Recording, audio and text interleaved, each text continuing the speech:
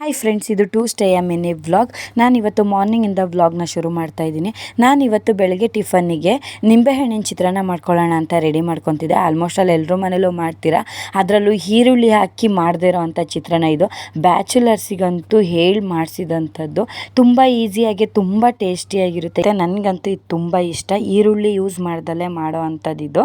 ನಂತರ ಇಲ್ಲಿ ಒಂದು ಕುಕ್ಕರ್ ಇಟ್ಕೊಂಡು ಅದಕ್ಕೆ ಒಂದು 2 ಟೇಬಲ್ ಸ್ಪೂನ್ ಆಗುವಷ್ಟು ಎಣ್ಣೆ ಹಾಕಿ ಸಾಸಿವೆ, ಜೀರಿಗೆ, ಕಡಲೆಬೇಳೆ, ಉದ್ದಿನಬೇಳೆ ಹಾಕಿ ಸ್ವಲ್ಪ ಫ್ರೈ ಮಾಡಿಕೊಂಡು ನಂತರ ಹಸಿರು ಮೆಣಸಿನ್ಕಾಯಿ, ಬೆಳ್ಳುಳ್ಳಿ, ಕರ್ಬೇವಿನ ಸೊಪ್ಪು ಹಾಕಿ ಫ್ರೈ ಮಾಡ್ಕೊಬೇಕು. ಅದು ಫ್ರೈ ಆದಮೇಲೆ ಸ್ವಲ್ಪ ಅರಿಶಿನ ಪುಡಿನ ಹಾಕಿ ಫ್ರೈ ಮಾಡ್ಕೊಬೇಕು. ಅದನ್ನು ಕೂಡ ಫ್ರೈ ಆದಮೇಲೆ ನಂತರ ಹಸಿ ತೆಂಗಿನಕಾಯಿ ತುರಿನ ಹಾಕಿ ಚೆನ್ನಾಗಿ ಮಿಕ್ಸ್ ಮಾಡಬೇಕು. ಒಂದು 2 ನಿಮಿಷ ಇದೇ ಥರ ಫ್ರೈ ಮಾಡಿಕೊಂಡ್ರೆ ಆಯಿತು. ನಂತರ ಚಿಕ್ಕದಾಗಿ ಕಟ್ ಮಾಡಿರೋ ಅಂಥ ಕೊತ್ತಂಬರಿನ ಸೊಪ್ಪನ್ನ ಹಾಕಿ ಸ್ಟವ್ ಆಫ್ ಮಾಡಿ ನಿಂಬೆ ಹಣ್ಣನ್ನು ಹಿಂಡ್ಕೊಂಡು ಹಾಗೆ ರುಚಿಗೆ ತಕ್ಕಷ್ಟು ಉಪ್ಪನ್ನ ಹಾಕಿ ಚೆನ್ನಾಗಿ ಮಿಕ್ಸ್ ಮಾಡಿ ಬಿಸಿ ಅನ್ನದ ಜೊತೆ ಕಲಿಸ್ಕೊ ತಿಂದರೆ ತುಂಬ ಸೂಪರಾಗಿರುತ್ತೆ. ಹಾಗೆ ಹೇಗಿತ್ತು ಅಂತ ನನಗೆ ಕಾಮೆಂಟ್ ಬಾಕ್ಸಲ್ಲಿ ಕಾಮೆಂಟ್ ಮಾಡಿ.